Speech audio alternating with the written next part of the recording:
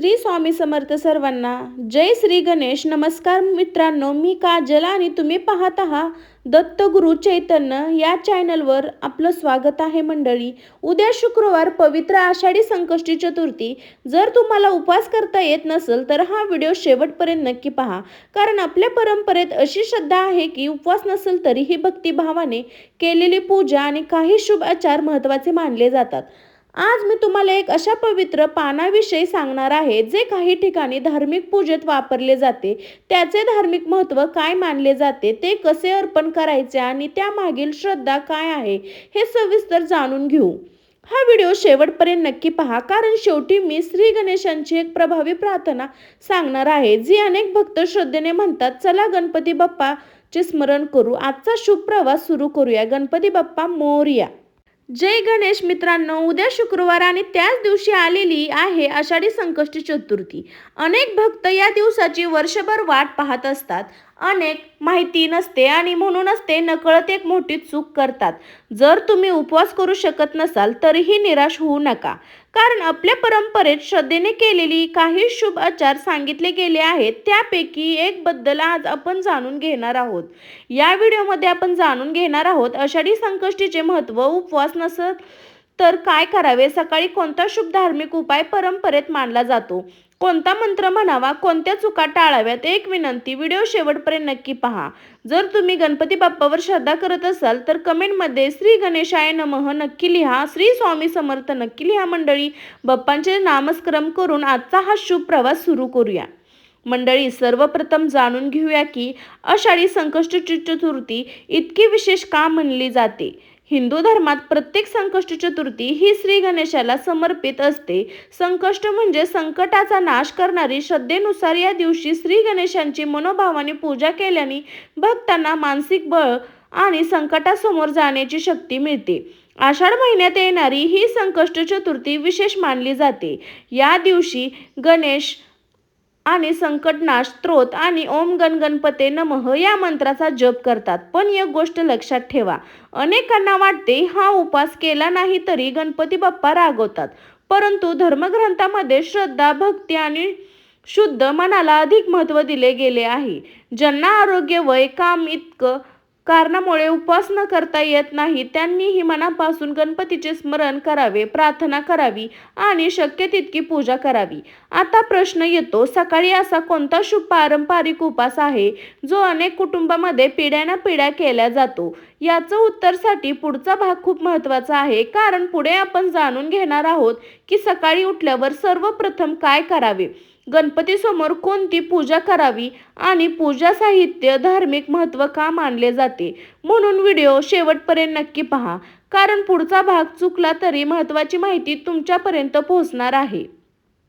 मंडळी, आता आपण त्या विषयाकडे येऊया ज्याची अनेक जण आतुरतेने वाट पाहत असतात. आषाढी संकष्टी चतुर्थी दिवशी सकाळी नेमके काय करावे. सर्वप्रथम आधी सकाळी लवकर उठून स्नान करून स्वच्छ कपडे मनाने परिधान करावे. श्री गणेशाचे स्मरण करा. पूजा सुरू करण्यापूर्वी घरातील देवघर स्वच्छ आणि शक्य असल्यास गणपतीसमोर तुपाचा किंवा तेलाचा दिवा लावा. अनेक ठिकाणी परंपरेनुसार पूजासाठी दुर्वा, फुले, फळे आणि नैवेद्य अर्पण केला जातो. तसेच काही भागात विशिष्ट झाडाची पाने पूजेत वापरण्याची स्थिती परंपरा देखील अडथळे. ही धार्मिक श्रद्धा आणि स्थानिक परंपरेचा भाग आहे. या दिवशी सर्वात महत्त्वाची गोष्ट म्हणजे श्रद्धा. कोणताही उपाय हा श्रद्धेने आणि प्रामाणिक भावनेने केला जातो. त्यानंतर शांतपणे बसा की किमान 108 वेळा ओम गण गणपते नमः या मंत्राचा जप करा. जप करताना मनातील चिंता, भीती आणि नकारात्मक विचार बाजूला ठेवण्याचा प्रयत्न करा. तसेच गणपती बाप्पांना आपल्या मनातील इच्छा सांगा. फक्त स्वतःसाठी नाही तर संपूर्ण कुटुंबाच्या सुख समृद्धीसाठी, आरोग्यासाठी आणि सर्वांच्या कल्याणासाठी प्रार्थना करा.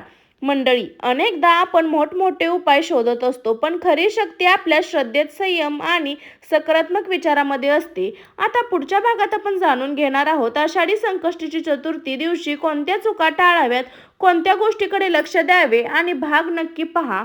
कोणत्या चुका टाळणे तितके महत्त्वाचे मानले जाते. मंडळी, पूजा करणं जितकं महत्त्वाचं आहे तितकंच या दिवशी काही गोष्टी टाळणं महत्त्वाचं मानलं जातं. या गोष्टी श्रद्धा, परंपरेचा भाग आहे. सर्वप्रथम या दिवशी शक्य तितकं शांत आणि संयमी राहण्याचा प्रयत्न करा. राग, विवाद, कडू बोलणे किंवा कोणाचे मन दुखवणे टाळा. आपल्या शास्त्रामध्ये सांगितलेलं आहे की देवपूजाचा खरा अर्थ फक्त फुले अर्पण करणे नसून आपल्या वागण्यातही नम्रता, प्रेम असणे होय. दुसरा गोष्ट म्हणजे पूजा करताना घाई करू नका. अनेक जण वेळ नसल्यामुळे पूजा घाईघाईत उरकतात. त्यापेक्षा 2 मिनिटे कमी पूजा झाली तरी चालेल, पण ती मनापासून करा. तिसरी गोष्ट म्हणजे घरातील मोठ्यांचा आदर करा आणि शक्य असल्यास त्यांचा आशीर्वाद घ्या. भारत संस्कृतीत आई वडिलांचा आणि ज्येष्ठांचा आशीर्वाद शुभ मानला जातो. जर तुम्ही उपवास करत असाल तर आपल्या आरोग्याची काळजी घ्या. प्रतिक्रिया ठीक नसेल तर जबाबदारीने उपवास करण्याची गरज नाही. श्रद्धा उपवासापेक्षा मोठी मानली जाते. या दिवशी गरजूंना अन्नदान, फळदान किंवा आपल्या क्षमतेनुसार मदत करणे हेही अनेक जण पुण्यकारण मानतात. दान करताना दिखावा न करता मनापासून मदत करा. मंडळी, लक्षात ठेवा, गणपती बाप्पा फक्त महागडे नैवेद्य, मोठी पूजा आवडते असं नाही. त्यांना आवडते निर्मळ मन, खरी भक्ती आणि चांगले कर्म. आता पुढच्या भागात आपण जाणून घेणार आहोत एक सुंदर गणेश प्रार्थना असा मंत्र जो अनेक भक्त या दिवशी श्रद्धेने म्हणतात. त्यामुळे पुढचा भाग नक्की पहा. तर मंडळी, आता आपण एक सुंदर प्रसंग जाणून घेऊया जो आपल्या गणपती बाप्पाच्या भक्तींचा खरा अर्थ शिकवतो. पुराणामध्ये वर्णन येतं की श्री गणेश हे विघ्नहर्ता आणि बुद्धीचे अधिपती मानले जातात. कोणतेही शुभ कार्य सुरू करण्यापूर्वी सर्वप्रथम त्याचे स्मरण करण्याची परंपरा यामुळे काही गोष्टी आहेत. एकदा देवतांमध्ये चर्चा सुरू होते की सर्वात प्रथम पूजनीय कोण. ज्यावेळी तुम्ही परीक्षा घेण्यास आले, सर्व देवतांनी संपूर्ण विश्वासाची प्रदक्षिणा करून परत येण्यास सांगितले. कार्तिकने आपल्या वाहनावर बसून तत्काळ निघून गेले. पण श्री गणेशांनी क्षणभर विचार केला. ज्यांनी आपल्या आईवडिलांनी भगवान शंकर आणि माता पार्वती यांना संपूर्ण विश्व मानलं आणि त्यांच्या भोवती 3 प्रदक्षिणा घातल्या. ते म्हणाले, ज्यांनी चरणी संपूर्ण सृष्टी आहे त्यांच्या प्रदक्षिणेचे संपूर्ण विश्वाची प्रदक्षिणा पूर्ण होते. ज्यांनी ही बुद्धिमत्ता, श्रद्धा आणि माता पिता प्रगती असलेला आदर पाहून सर्व देवता आनंदी झाल्या. त्यानंतर श्री गणेशांना प्रथम पूजनीय होण्याचा मान मिळाला अशी धार्मिक परंपरा सांगते.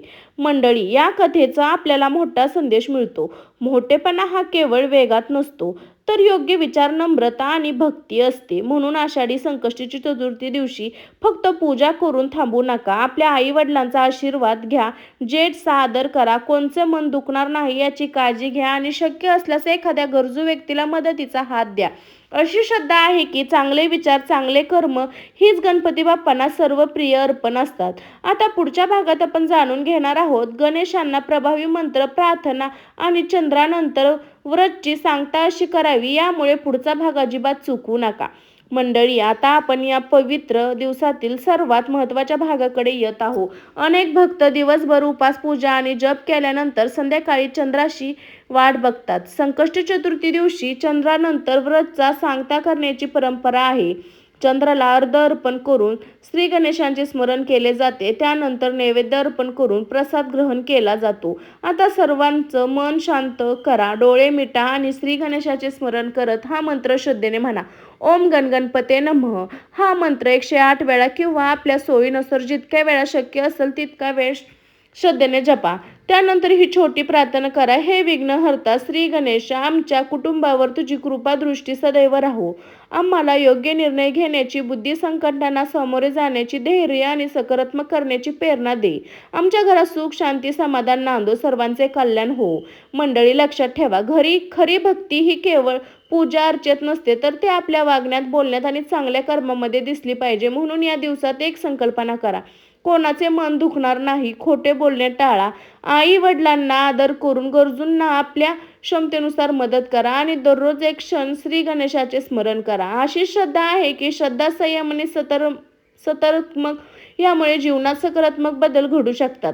आता शेवटच्या भागात आपण संपूर्ण व्हिडिओचा सारांश घेऊन येतो. बाप्पांची अंतिम प्रार्थना करून आणि तुमच्यासाठी एक छोटा संदेशही असेल, त्यामुळे शेवटचा भाग नक्की पहा. मंडळी, आज आपण आषाढी संकष्टी चतुर्थीचे महत्त्व, या दिवशी पूजा, उपासना, प्रार्थना आणि श्रद्धेने पाळल्या जाणाऱ्या काही परंपरा जाणून घेतल्या. लक्षात ठेवा, गणपती बाप्पा आपल्या घरातील श्रीमंतीपेक्षा आपल्या मनातील भक्ती अधिक प्रिय मानते. मनापासून केलेली प्रार्थना, चांगले विचार आणि सकारात्मक हे सर्वात आवडते अर्पण मानले जाते. या आषाढी संकष्टी चतुर्थीला पवित्र दिवशी आपण सर्वांनी एक संकल्पना करूया. आपल्या जीवनात सत्यतेचा मार्ग स्वीकारून, आई वडिलांचा आदर करून, गरजूंना मदत करून हे रोज काही क्षण श्री गणेशाचे स्मरण करू. चला, शेवटी सर्वांनी एकत्र मनोभावाने म्हणूया, वक्रतुंड महाकाय सूर्यकोटी समप्रभ निर्विघ्न कुर्मे देव सर्व कार्येषु सर्वदा. गणपती बाप्पा मोरया, मंगलमूर्ती मोरया. सर्वांच्या जीवनात सुख, शांती, समाधान, मंगलम दिवस यावो ही श्री गणेश चरणी प्रार्थना. जर हा व्हिडिओ तुम्हाला आवडला असेल तर व्हिडिओ लाईक करा. नक्की आपल्या कुटुंबांना आणि मित्रांसोबत शेअर करा, जेणेकरून त्यांनाही या पवित्र दिवसाचे महत्त्व समजेल. आणि कमेंटमध्ये श्री गणेशाय नमः किंवा गणपती बाप्पा मोरया, श्री स्वामी समर्थ नक्की लिहा. अशाच धार्मिक, ज्योतिष, व्रत, उपवास आणि सणाविषयी माहिती व्हिडिओसाठी आपल्या चॅनलला सबस्क्राईब करून बेल आयकॉन दाबायला विसरू नका. पुन्हा भेटू एका नवीन प्रेरणादायी व्हिडिओमध्ये. तोपर्यंत गणपती बाप्पा मोरया, मंगलमूर्ती मोरया, श्री स्वामी समर्थ. स्वस्त खा, मस्त राहा मंडळी. बाय बाय सर्वांना.